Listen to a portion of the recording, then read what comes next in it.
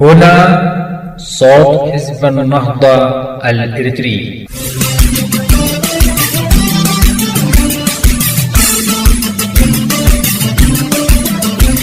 مستمعينا الأعزاء في كل مكان، أعضاء ومؤيدي حزب النهضة الإريتري أينما كنتم، السلام عليكم ورحمة الله وبركاته. من القسم العربي في إذاعة صوت حزب النهضة الإريتري، صوت النضال المستمر حتى تحقيق أهداف شعبنا في العدالة والديمقراطية، نهيب بكل مواطن إريتري حر في داخل إريتريا أو خارجها أن يكون قلعة حصينة في التصدي والصمود، وصوتا مدويا بالحق في وجه عصابات النظام الدكتاتوري الإريتري الذي يعبث بمستقبل شعبنا وأرضنا. لبيك اللهم لبيك، لبيك لا شريك لك لبيك، إن الحمد والنعمة لك والملك لا شريك لك، لبيك اللهم لبيك. القسم العربي في إذاعة صوت حزب النهضة الإريتري، منبر الحزب وصوت المستضعفين من أبناء شعبنا، يأتيكم في أيام الاثنين والجمعة باللغة العربية، وكذلك أيام الثلاثاء والخميس باللغة التجرينية من كل أسبوع من إعداد مكتب إعلام الحزب. لبيك اللهم لبيك، لبيك لا شريك لك لبيك، إن الحمد والنعمة لك والملك لا شريك لك، لبيك اللهم لبيك. لبيك اللهم لبيك، لبيك لا شريك لك لبيك، إن الحمد والنعمة لك والملك لا شريك لك، لبيك اللهم لبيك. مستمعينا الأعزاء في كل مكان، من القسم العربي في صوت حزب النهضة الإريتري، نتوجه بالتهنئة والتبريكات إلى الشعب الإريتري عامة، والمسلمين داخل إريتريا وخارجها خاصة، وإلى المسلمين في جميع أنحاء المعمورة بمناسبة حلول عيد الأضحى المبارك، متمنين من المولى عز وجل أن يتقبل في هذه الأيام المباركات دعوات المظلومين من أبناء شعبنا الإريتري بزوال نظام الطاغية إسياس أفورقي وعصاباته المجرمة، وأن يرد كيد المتربصين من الطامعين والخونة والعملاء الذين يريدون العبث بوحدة شعبنا وبلادنا في نحورهم. آمين يا رب العالمين. الله أكبر، الله أكبر، الله أكبر، لا إله إلا الله، الله أكبر، الله أكبر، ولله الحمد. كما نتوجه مستمعينا الأعزاء من القسم العربي في صوت حزب النهضة الإريتري بالتهنئة والتبريكات بمناسبة حلول عيد الأضحى المبارك إلى شعوب دول الجوار الإريتري، متمنين لهم أن يكون عيدا مليئا بالرفاهية والسعادة، عيدا سعيدا وكل عام والجميع بألف خير. الله أكبر، الله أكبر، الله أكبر، لا إله إلا الله، الله أكبر، الله أكبر، ولله الحمد. كما نتوجه بالتهنئة والتبريكات بذات المناسبة حلول عيد الأضحى المبارك إلى حجاج بيت الله الحرام من جميع أنحاء المعمورة عامة والإريتريين خاصة، متمنين بقبول حجهم وسعيهم مرضاة لله سبحانه وتعالى، وعودا حميدا إلى الأهل والديار ظافرين غانمين بإذن الله، عيدا سعيدا وكل عام والجميع بألف خير. الله أكبر، الله أكبر، الله أكبر،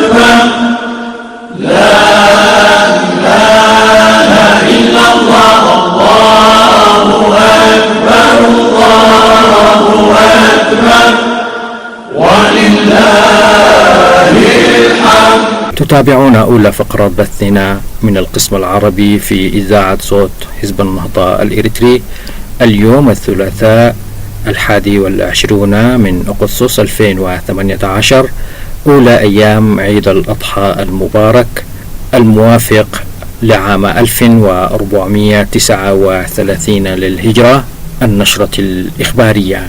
ثم تليها دائما فقرات من التقارير والتعليقات واللقاءات السياسية التي تسلط الضوء على مجريات الأحداث في داخل إريتريا وخارجها، وكذلك التطورات الداخلية لحزب النهضة الإريتري. وقتا طيبا وسعيدا نتمناه لكم مستمعينا الأعزاء أينما كنتم مع فقرات بث القسم العربي في إذاعة صوت حزب النهضة الإريتري. أما الآن ندعوكم لمتابعة نشرة الأخبار، وهذه عناوينها.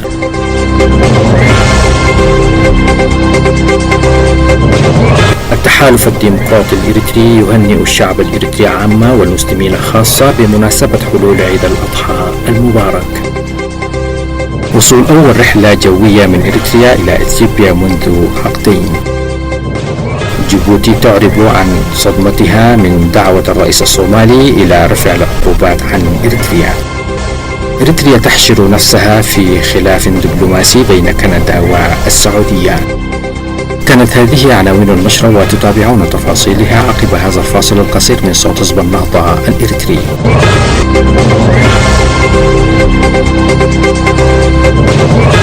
أهلا بكم مرة أخرى مستمعينا الأعزاء من القسم العربي في صوت حزب النهضة الإريتري، وإليكم نشرة الأخبار. يتوجه التحالف الديمقراطي الإريتري بالتهنئة الحارة للشعب الإريتري بصفة عامة والمسلمين بصفة خاصة بمناسبة حلول عيد الأضحى المبارك، ويعبر التحالف بهذه المناسبة السعيدة عن أمانيه الطيبة بأن يكون فرصة لنشر السلام والمحبة والتسامح بين كل مكونات الشعب الإريتري. كما يدعو التحالف الديمقراطي الإريتري بهذه المناسبة حلول عيد الأضحى المبارك أتباع كل الطوائف الدينية إلى رفض التدخلات النظام الدكتاتوري في الشؤون الدينية، والسعي إلى تمتين وحدة الشعب الإريتري وتعزيز دورهم في مسيرة النضال الديمقراطي الجارية، بما يؤدي إلى نشر السلام والعدل في ربوع بلادنا. التحالف الديمقراطي الإريتري 21 من أغسطس 2018. بدأت الخطوط الجوية الإريترية في 4 من أغسطس 2018 تسيير رحلات إلى إثيوبيا للمرة الأولى منذ عقدين بعد انقطاع علاقات البلدين جراء اندلاع الحرب بينهما عام 98 و900 و1000 بحسب إذاعة فانا الإثيوبية. ووصلت طائرة تجارية إريترية مطار بولي الدولي في العاصمة أديس أبابا قادمة من أسمرة، وعلى متنها وزيراء النقل والسياحة الإريتريان ومسؤولون آخرون فضلا عن رجال أعمال. وكان في استقبال الوفد الإريتري وزيرة الدولة بالخارجية الإثيوبية هيرود زماني وعدد من كبار المسؤولين. ويأتي تدشين خط الطيران تنفيذا لإعلان السلام والصداقة الذي وقعه رئيس الوزراء الإثيوبي أبي أحمد والرئيس الإريتري إسياس أفورقي في أسمرة خلال زيارة الأول التاريخية إلى إريتريا في 9 من يوليو 2018، وأنهى إعلان السلام والصداقة الحرب بين البلدين وفتح صفحة جديدة من التعاون. وأضافت صحيفة الدستور المصرية إن إريتريا استقلت عن إثيوبيا عام 93 و900 و1000 بعد حرب استمرت 3 عقود، لكن صراعا حدوديا حول بلدة بادومي اندلع مجددا بينهما عام 98 و900 و1000، حيث انقطعت العلاقات الدبلوماسية منذ ذلك الحين. وشهدت الجزائر في ديسمبر عام 2000 توقيع اتفاقية سلام بين البلدين أنهت الحرب الحدودية، لكنها لم تتمكن من تطبيع العلاقات. وفي 18 من شهر يوليو الماضي 2018 انطلقت أول طائرة من طراز بوينغ دريم لاينر 787 من مطار بولي الدولي في العاصمة أديس أبابا متوجهة إلى أسمرة، وعلى متنها 465 راكبا من عائلات البلدين. وكان بين ركاب الطائرة مسؤولون إثيوبيون، بينهم رئيس الوزراء السابق هيلي مريم دسالين وعقيلته، وبطريريك كنيسة التوحيد الأرثوذكسية، وعدد من الدبلوماسيين الأجانب. أعربت الحكومة الجيبوتية عن صدمتها من دعوة الرئيس الصومالي محمد عبد الله محمد خلال زيارته للعاصمة الإريترية أسمرة الأمم المتحدة إلى رفع العقوبات عن إريتريا. وأضاف الصومال الجديد إن البيان الصادر من السفارة الجيبوتية في الصومال أشار إلى أنه كان على الرئيس الصومالي أن يتطرق إلى المشكلة الحدودية بين جيبوتي وإريتريا ويدعو إلى إيجاد حل سريع لها. وأضاف البيان أن جيبوتي فقدت جنودها في القتال الذي خاضته مع إريتريا، رافضة ما وصفته بالمحادثات القاسية في الوقت الذي يدافع فيه الجنود الجيبوتيون عن أمن واستقرار الصومال. قامت حكومة السياسة فورقة بحشر نفسها بصورة رسمية في خلاف دبلوماسي نشأ بين السعودية وكندا إثر تقريدة كندية بشأن حقوق الإنسان في المملكة. وقامت أسمرة بإصدار بيان بهذا الشأن في 9 أغسطس 2018 معلنة فيه تضامنها مع المملكة العربية السعودية. وجاء في البيان أن إريتريا وصفت تصرفات كندا بأنها غير مسؤولة واستفزازية، وطالبت السعودية بالدفاع عن سيادتها. وكانت المملكة العربية السعودية قد اتهمت كندا بالتدخل في شؤونها الداخلية بعد قيام وزارة الخارجية الكندية بالتغريد بأن المملكة يجب أن تفرج عن نشطاء المجتمع المدني المحتجزين. وجاء في البيان الإريتري الكامل ما يلي: تدين حكومة إريتريا البيان غير المسؤول والاستفزازي والجريء الذي أصدرته الحكومة الكندية ضد المملكة العربية السعودية لتنفيذ برامج سياسية معينة. تدعو حكومة إريتريا الحكومة السعودية إلى اتخاذ التدابير المناسبة سواء من أجل سيادتها أو لضمان احترام القانون الدولي. بدأ الخلاف المذكور الذي استمر طيلة الأيام القليلة الماضية بالتغريد على حقوق الإنسان، والآن تصاعد الخلاف بين السعودية وكندا إلى صراع دبلوماسي. وتصر الحكومة الكندية على أنها لن تتراجع عن مواقفها التي دعت إليها السعودية بشأن حقوق الإنسان. وأضاف موقع فرجة الإريتري المستقل أن إريتريا هي ثاني دولة في القرن الإفريقي تتخذ موقفا بشأن القضية في أعقاب خطوات مماثلة من الصومال. نجدد لكم التحية مستمعينا الأعزاء أينما كنتم من القسم العربي في صوت حزب النهضة الإريتري. وفيما يلي تتابعون تهنئة الأخ عبد الرحمن طه رئيس حزب النهضة الإريتري التي وجهها إلى الشعب الإريتري عامة والمسلمين خاصة، وكذلك إلى أعضاء حزب النهضة الإريتري بمناسبة حلول عيد الأضحى المبارك. قدمها الأخ محمد صالح حقوس نائب رئيس حزب النهضة الإريتري. الله أكبر الله أكبر الله أكبر لا إله إلا الله الله أكبر الله أكبر ولله الحمد. بسم الله الرحمن الرحيم. كل عام وأنتم بخير بمناسبة حلول عيد الأضحى المبارك. بهذه المناسبة العزيزة فإنني أتقدم بالتهنئة الحارة باسم قيادة قواعد الحزب إلى الإريتريين وكل المسلمين في جميع أنحاء العالم، متمنيا أن يعيده الله علينا جميعا وقد تحققت أمنياتنا ونلنا رغباتنا. وأدعو الله بالتوفيق لحجاج بيت الله عموما وحجاج إريتريا على وجه الخصوص أن يكملوا حجهم في يسر وسهولة وهم في صحة وعافية، وأن يعودوا إلى ديارهم بحج مبرور وذنب مغفور. نحن في إريتريا يأتي علينا العيد وبلادنا تعيش في وضع لا تحسد عليه، فبالرغم مما رأيناه وتابعناه من قبلات السلام، فإنه على أرض الواقع في إريتريا يظل البؤس قابعا والتعاسة على محيا كل إريتري، ولا يزال الأمل بعيدا في الأفق، وفي صدر كل إريتري الكثير من الآهات والمرارات تبحث عن متنفس. فبالرغم من تصديع الرؤوس بالسلام وجريانه بين النظامين في إريتريا وإثيوبيا، إلا أننا نجد شعبنا الإريتري لا يدري فيما يجري أي شيء، وقد وضعه هذا الأمر في متاهة أخرى، لا يدري من أين بدأ وأين سينتهي مشروع السلام الذي شعبنا يراقبه كغيره من الشعوب، فهو تابع وليس صانع، لا يملك من أمر وطنه أي شيء.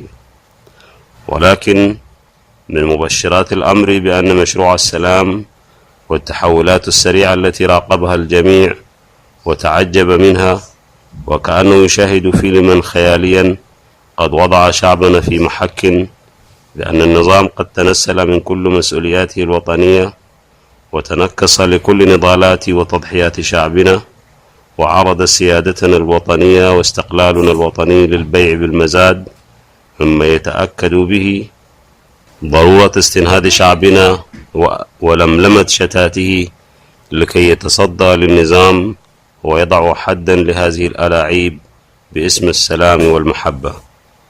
إننا إذ نؤكد رغبة شعبنا في السلام والوئام مع كافة الشعوب، خاصة مع شعوب الدول المجاورة، فإننا نرى بأن هذا الشعب والذي ظل يعيش سنوات ما بعد الاستقلال بدلا من الحرية العبودية، وبدلا من الديمقراطية الاستبداد، وبدلا من الاستقرار اللجوء والشتات، وبدلا من العلم الجهل والتجهيل، وبدلا من حرية الرأي تكميم الأفواه، بدلا من النمو ورفاهية الجوع والبؤس والشقاء. وهكذا تمت مصادرة كافة حقوقه الإنسانية الأساسية، ويقضي حياته في ظلام لا يدري ما يخبئه له الغد، والجلاد يظل يمارس هواية الإذلال بكل مكابرة. شعب يعيش على هذه الصفة ينبغي أن ينعم هو أولا بالسلام ويرتب البيت الداخلي، حتى بعد ذلك يتجه الشعب بأكمله، وليس النظام منفردا لبناء السلام مع الجيران حتى يكون سلاما مستداما يؤتي ثماره الخير لجميع الجيران. وبهذه المناسبة فإنني أتوجه بالدعوة إلى الإريتريين عامة والحادبين على مصلحة الوطن، وخاصة صف المقاومة والمدافعين عن حقوق الإنسان أفرادا وتنظيمات، بأن هذه التغييرات التي حدثت في الوضع وقبول السلام وترسيم الحدود خطوة جيدة، ينبغي أن نعمل في الضغط بأن يتم ترسيم الحدود قبل كل شيء، ونؤكد بأن السلام بدون مشاركة الشعب الإريتري لن يكتب له الدوام، وهو لا محالة زائل، لأن بقاء النظام مؤقت، ولكن الشعوب هي التي تبقى ولن تلتزم بشيء لم يكن لها فيه يد. في ذات الوقت علينا جميعا أن نشحذ في همم شعبنا، وأن لن ندخر أي جهد في العطاء، ونقبل على توحيد صفوفنا، فإن لم تتوحد هذه القوى اليوم فمتى سيكون؟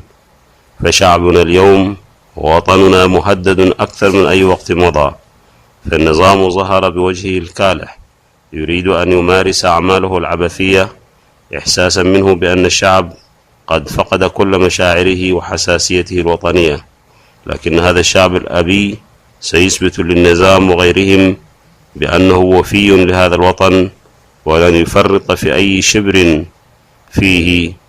فأمانة الشهداء هي دين على رقبة كل إريتري حر، والنضال ماض حتى يتم إزالة النظام الدكتاتوري الاستبدادي ونبني على أنقاضه النظام الديمقراطي الملبي لتطلعات شعبنا الحر.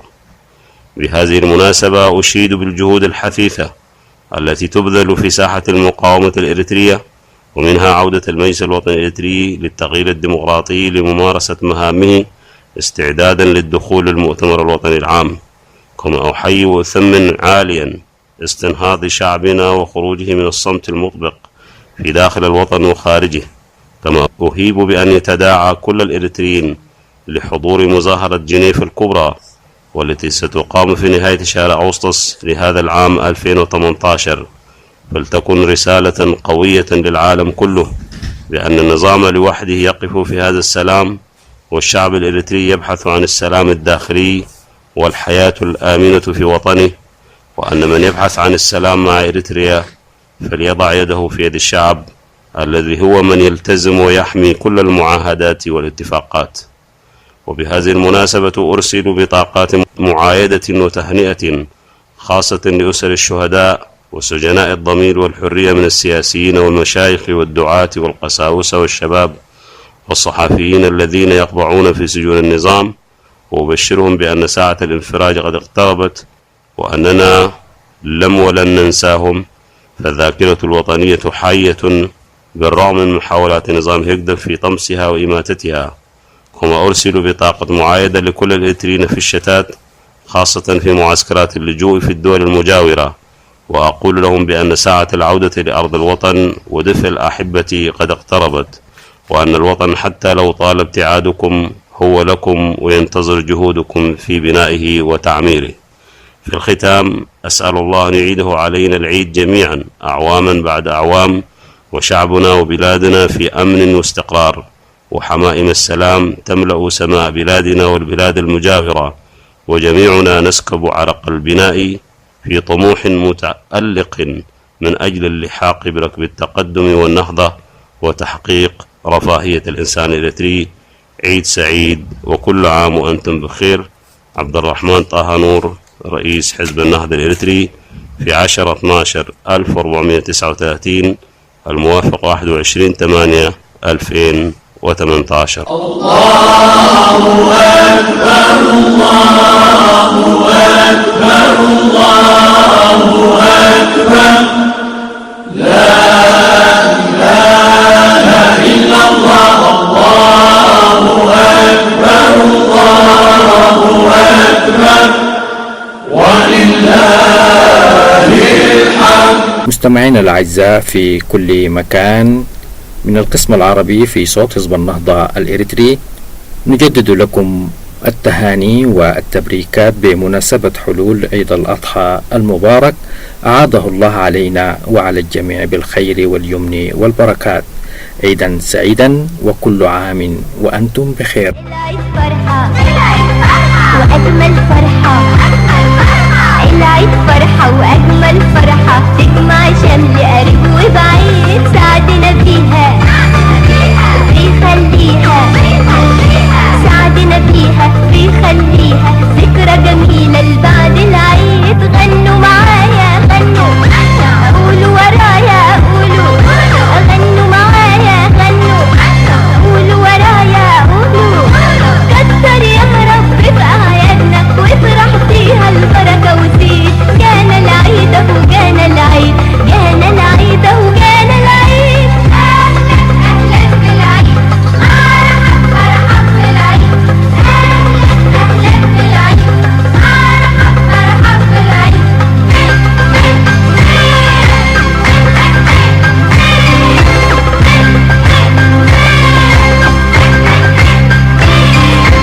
باركوا وهنوا سوا واتمنوا، باركوا وهنوا سوا واتمنوا، كل العالم يبقى سعيد، كل أخوة برا وجوه، كل أخوة برا وجوه، كله فرح وهنا وزغاريد. غنوا معايا غنوا، قولوا ورايا قولوا، غنوا معايا غنوا، قولوا ورايا قولوا. كتر يا رب في أعيادنا واطرح فيها البركة وزيد. جانا العيد أهو جانا العيد، جانا العيد أهو جانا العيد. أهلا بالعيد، مرحب بالعيد، أهلا بالعيد، مرحب بالعيد.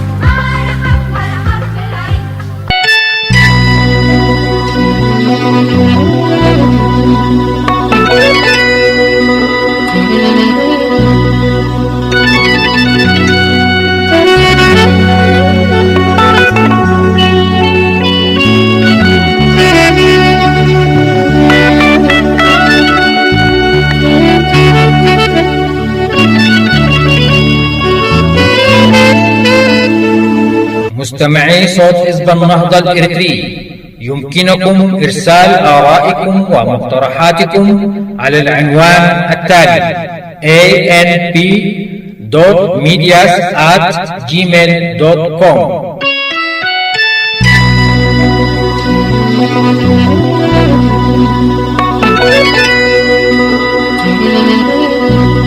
كما يسعدنا مستمعينا الأعزاء أن نرد على كل مقترحاتكم واستفساراتكم بكل اهتمام وتقدير.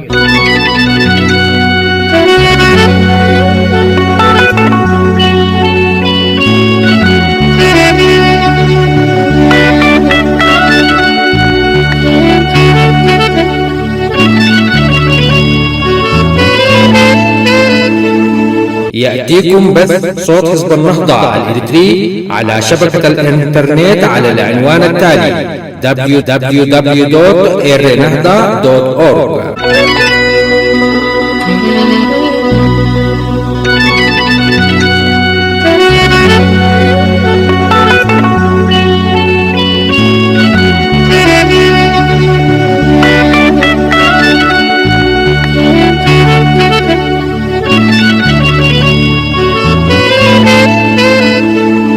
مستمعينا الأعزاء في كل مكان، متابعي برامج صوت حزب النهضة الإريتري، بنهاية هذه الفقرة نصل وإياكم إلى ختام برامجنا التي عديناها لكم من إعلام حزب النهضة الإريتري لهذا اليوم. مستمعينا الأعزاء، إلى أن نلتقيكم في برنامجنا القادم، نترككم في رعاية الله وحفظه.